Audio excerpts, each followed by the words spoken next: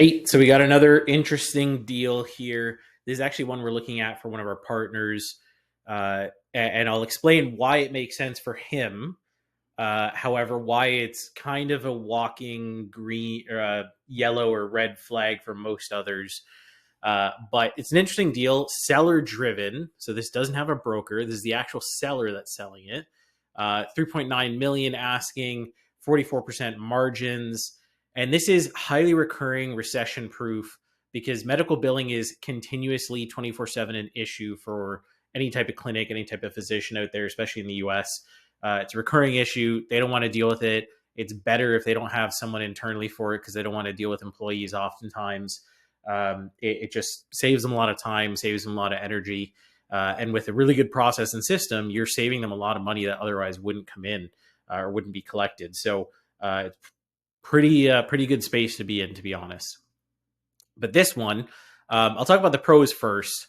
The pros are it's in healthcare, right? It's effectively an essential service because it deals in healthcare, and it's a continuous big pain in healthcare because without a company like this, physicians don't get paid or they take a significant haircut on the billables that go at the door.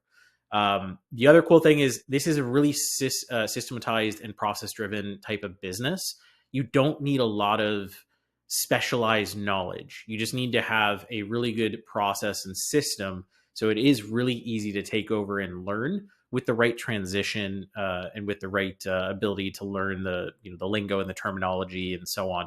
But it's really just reading through compliance documents and process documents and legal documents from insurance companies and all that, and making sure that people actually pay up. Now that said, it is high margin, which is always great, and you are dealing with the direct seller, which means there is potential wiggle room there. There's ability to educate and become the right buyer. And retirement is the current aim, at least as they say it. So all decent flags there. The cons right now, when we look at this business, is this seller is only like 3 or 4 days on. I don't think it shows here, but it's only been listed for like 3 or 4 days. This seller hasn't had reality slap him in the fucking face yet. Excuse my language, but when it comes to deals like this, I love to kind of get into it. So what I mean by that is effectively all of these red flags here, saying no tire kickers. When you're dealing with a business sale, you're always going to have people that just want to learn more because they think it's a fit. However, until they see the numbers or until they get to a certain level of understanding about the company, it's no longer a fit. So obviously it's very clear this is a guy who is going to be rough around the edges to start. Proof of funds. That's like some super broker real estate level shit. When it comes to someone who's going to buy a company under 5 million in the US, SBA is typically where they're going to go. Proof of funds is not really a thing. I mean, maybe proof of funds that you have 100 grand or 200 grand or whatever to get an SBA, but realistically, the standard, especially for someone who wants to exit quickly, is SBA tied to seller finance, tied to maybe some cash. So this is kind of a useless statement. But again, just all signs that this guy hasn't had reality slap him in the face yet. No owner financing. Again, if you want a quick sale, owner financing is the way to do it. And without it, high risk, right? Very high risk. Paying someone 3.9 million and expecting them to even give you an ounce of care in transition, right? Sales completely confidential. I mean, that's always the case. So everybody worries about their safety of employees and so on. So I mean, this isn't really that big a deal, but kind of an interesting thing they put out there. Free cash flow is 850 per year. When he specified 800, the owner is the one, inevitably the seller is the one who fills this out. Kind of a weird discrepancy to have here. So likely there is some iffiness in the numbers that has to be fleshed out. So 44% margin likely is not really the case. And so that's kind of not quite a red flag, but definitely an amber flag for us. And then company being represented by the owner, this is always a good thing. There's nothing wrong with that. But those are kind of the biggest flags really when we look at it. Is it's a combination of things, right? It's low transition period. It's saying no owner financing. It's saying proof of funds. it's all the flags of an owner who has not been educated or has just read some real estate broker's blog about how they've sold one deal here or there. And meaning that there's going to be a hard process of education that's going to be required to get the seller to the table. Now, that's not as bad with this because it's a seller that's actually selling this. If this was a broker that was selling this, those are all enough red flags that we'd say, screw this deal. Like, throw it in the trash. This dude's going to be 6 months out, no sale. Then maybe we can circle back when they're desperate. But in this case, this is a deal we're actually going to be pursuing this one, in terms of reaching out at least to see if we can negotiate properly, to get some of these things that are currently, bluntly, these would be red flags to close, adjusted accordingly to something that's more reasonable.